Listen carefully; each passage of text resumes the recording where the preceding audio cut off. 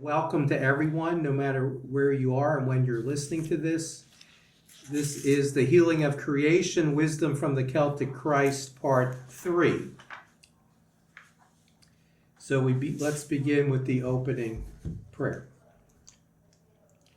As daylight breaks the darkness of night, as the first movements of morning pierce the night's stillness, so a new waking to life dawns within us, so a fresh beginning opens. In the early light of this day, in the first actions of the morning, let us be awake to life. In our soul and in our seeing, let us be alive to the gift of this new day. Let us be fully alive. So today, amen. Today we'll continue with section 1 that Newell in his book labels the memory of the song. And my hope is to get through this section. Newell writes, I do not believe that the gospel, which literally means good news, is given to tell us that we have failed or been false. That is not news and it is not good. We already know much of that about ourselves. We know we have been false, even to those whom we love most in our lives, and would most want to be true to. We know we have failed people and whole nations throughout the world today who are suffering or are subjected to terrible injustices that we could do more to prevent. So the gospel is not given to tell us what we already know. Rather, the gospel is given to tell us what we do not know or what we have forgotten, and that is who we are, sons and daughters of the one from whom all things come. It is when we begin to remember who we are and who all people truly are that we will begin to remember also what we should be doing and how we should be relating to one another as individuals and as nations and as an entire earth community. One of the greatest teachers in the Celtic world, John Scotus Erigena, in 9th century Ireland, also taught that Christ is our memory. We suffer from the soul's forgetfulness, he says. Christ comes to reawaken us to our true nature. He is our epiphany. He comes to show us the face of God. He comes to show us also our face, the true face of the human soul. This leads the Celtic tradition to celebrate the relationship between nature and grace. Instead of grace being viewed as opposed to our essential nature or as somehow saving us from ourselves, nature and grace are viewed as flowing together from God. They are both sacred gifts. The gift of nature, says Erigena, is the gift of being. The gift of grace, on the other hand, is the gift of well-being. Grace is given to reconnect us to our true nature. At the heart of our being is the image of God, and thus the wisdom of God, the creativity of God, the passions of God, the longings of God. Grace is opposed not to what is deepest in us, but to what is false in us. It is given to restore us to the core of our being and to free us from the unnaturalness of what we are doing to one another and to the earth. So I would just say basically this is different from what many of us have been taught. That's true. And for me, it takes a while to sort of, what do I want to say, rearrange the puzzle pieces maybe, grapple with it. It's reassuring. Yes, it is, very reassuring. And I like it better. And what we'll see is that in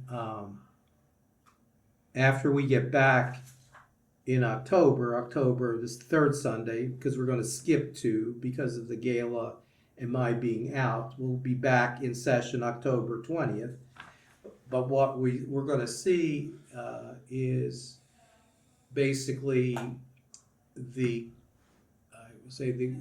opposing view on this, and that goes back into original sin. But again, this is a new way for many of us to look at this. So picking up on the fifth paragraph on the front side, Christ is often referred to in the Celtic tradition as the truly natural one. He comes not to make us more than natural or somehow other than natural, but to make us truly natural. He comes to restore us to the original root of our being. As the 20th century French mystic scientist Teilhard de Chardin says, much later in the Celtic world, grace is the seed of resurrection sown in our nature. It is given not to make us something other than ourselves, but to make us radically ourselves. Grace is given not to lead us into another identity, but to reconnect us to the beauty of our deepest identity. And grace is not to lead us into another, and grace is given not that we might find some exterior source of strength, but that we might be established again in the deeper inner security for our being, and in learning to lose ourselves in love for one another, to truly find ourselves. Again, what is, according to the Celtic Christian spirituality, what is our deepest identity? What is deepest within us? The image of God. Yes. And it's deep. And what I think sometimes we grapple with, that image of God is in all people. It's in all people. And sometimes that goes maybe contrary to what some of us might have encountered along our journey in life. But that's what Newell's calling us back to. John Philip Newell. He's calling us back to recognizing our deepest identity. And then at the bottom of the page, this is not to pretend that there are not infections deep within us and deep within the interrelationships of life. Eriugena, that from the 9th century, refers to sin as an infection, leprosy of the soul. And just as leprosy distorts the human face and makes it appear grotesque and ugly, so sin distorts the countenance of the soul and makes it appear monstrous, so much so that we come to believe that that is the face of the human soul. And just as leprosy is a disease of insensitivity, of loss of feeling, so sin leads us into an insensitivity to what is deep within us. And more we treat one another as if we were not made in the image of God. Oftentimes we've started, like we talked about before, we've started with Genesis 3 and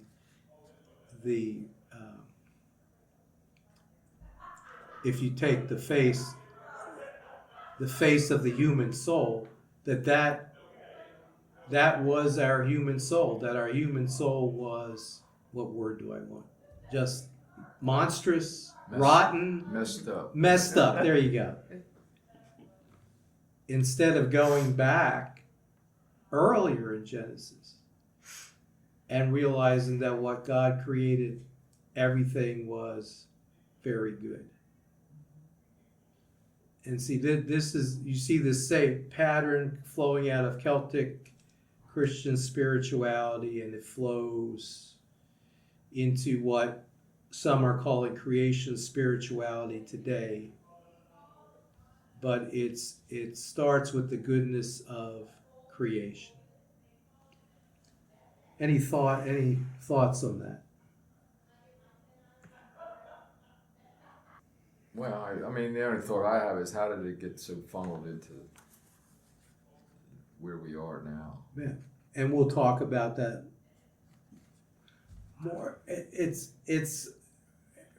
what was picked up. Remember 2 weeks ago we were talking about how, and we focused on the Celtic world and how Celtic Christianity was sort of pushed to the fringes.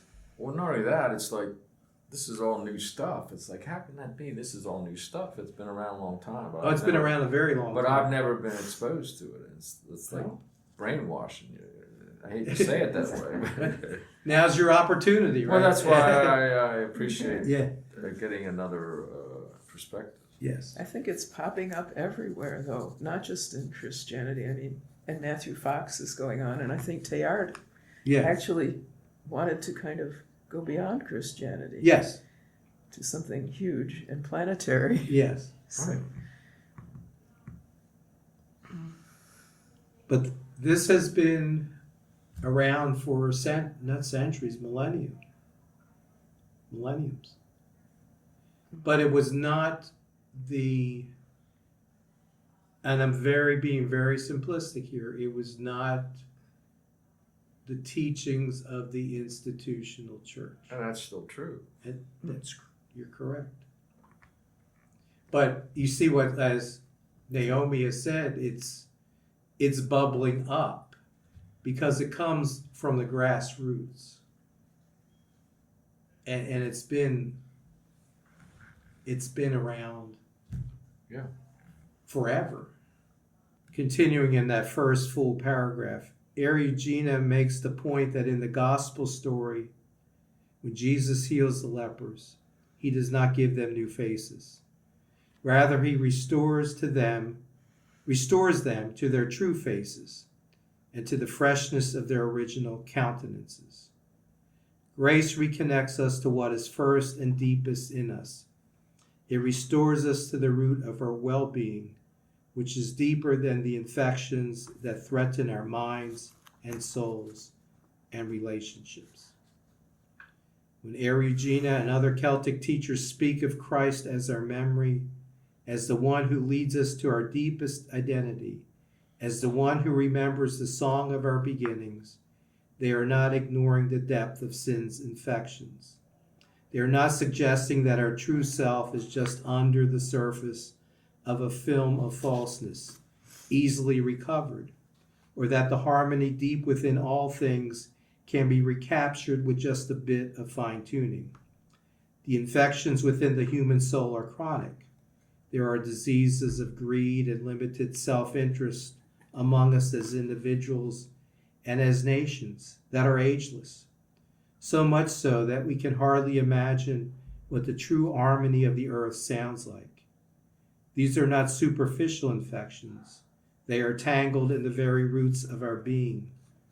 They are cancerous, and some of them need to be surgically removed.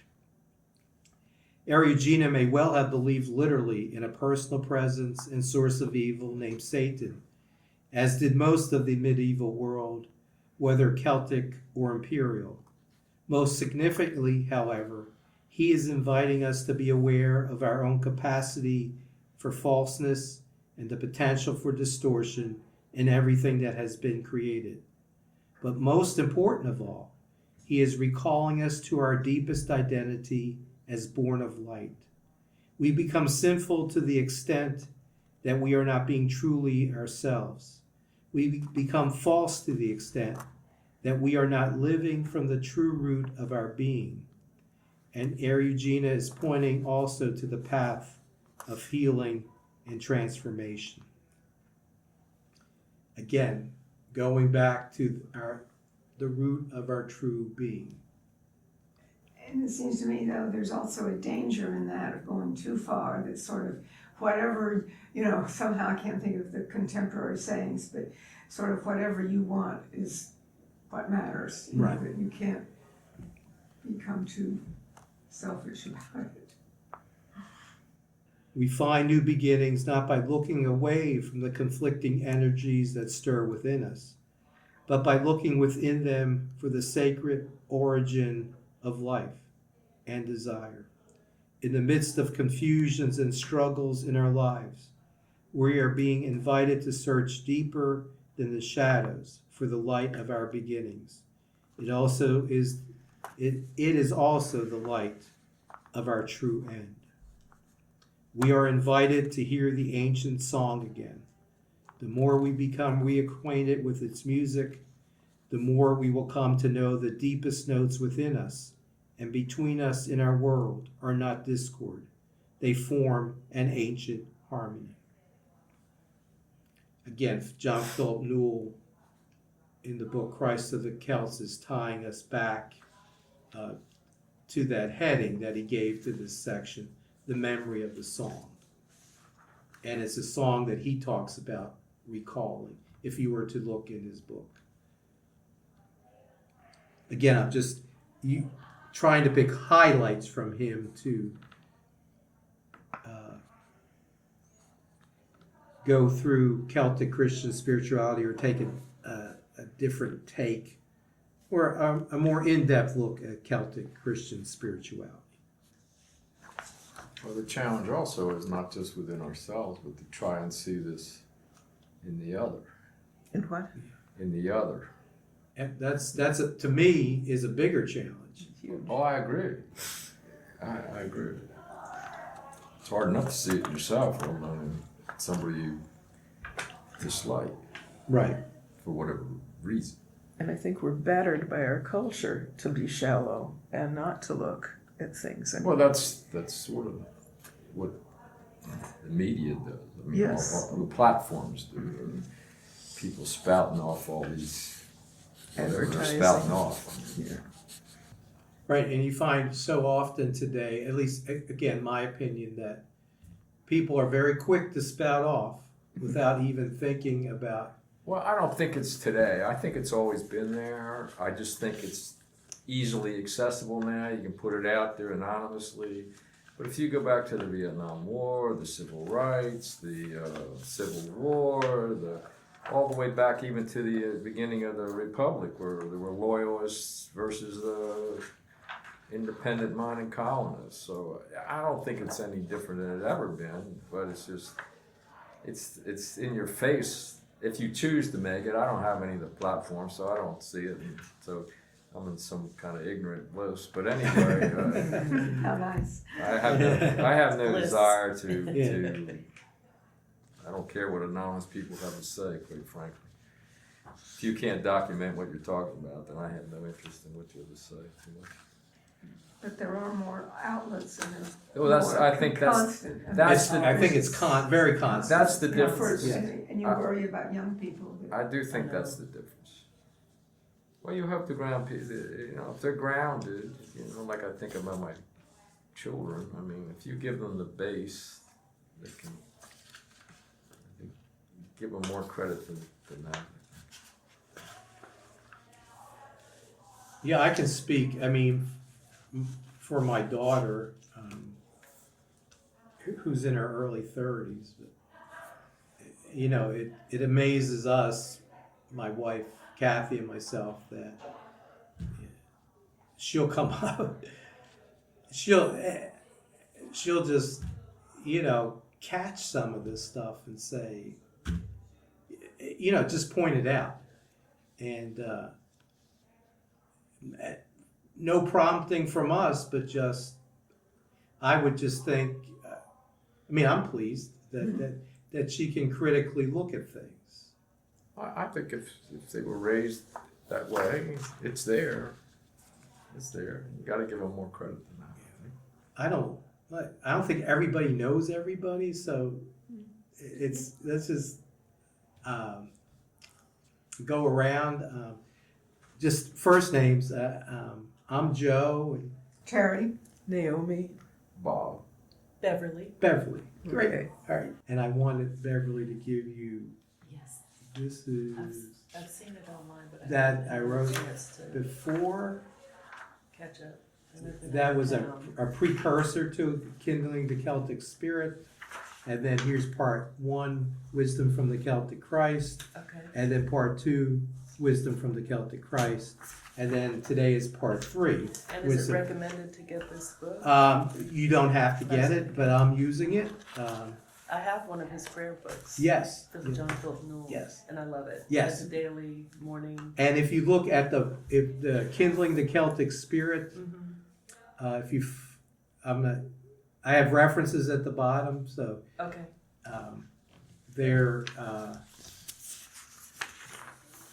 I highly recommend him, and it, if you want an introduction to Celtic Christian spirituality, I recommend his Listening for the Heartbeat of God, which is one of the references. I Yeah. see that, yeah. Right there, I'm not misspeaking, right? Yeah, It's no, down I there. just saw Yeah. that, so no, I didn't have to write it down. It's sort of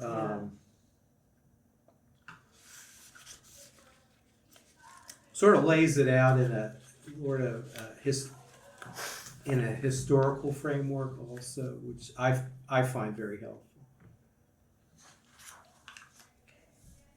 But welcome. Thank you. Yeah. Sorry I was late. No, you're fine. You're fine. And I'm glad you noticed it online. So Yes, Yes. yes. I've been looking. good. Great. That's why we put it out there. Again, like I said, we will not meet for the next 2 weeks, but we pick up on October 20th. Each week for this week section, I offer something for reflection. This one comes from Christine Velter's Painter, again from Abbey of the Arts, and in the book Earth, Our Original Monastery. And she writes, nature is a holy text for many of us, and an icon is a window to the divine presence at work in the world. Creation is therefore the original icon, the primordial place of our encounter with God, the great artist, who is continually at work in the world around us.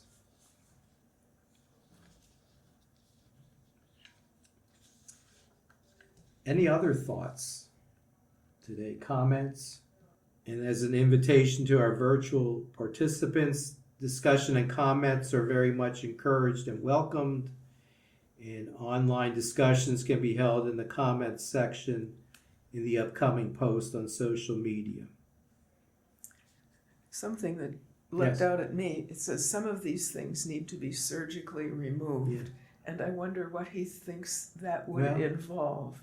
How do we surgically remove the cancers of our society Yeah. and our way of... Yeah, so, That's yeah, and maybe we'll find out, and maybe we won't, Okay. and maybe this is a question for him. Okay. Or again, I mean... Yeah, for- but, of course he's speaking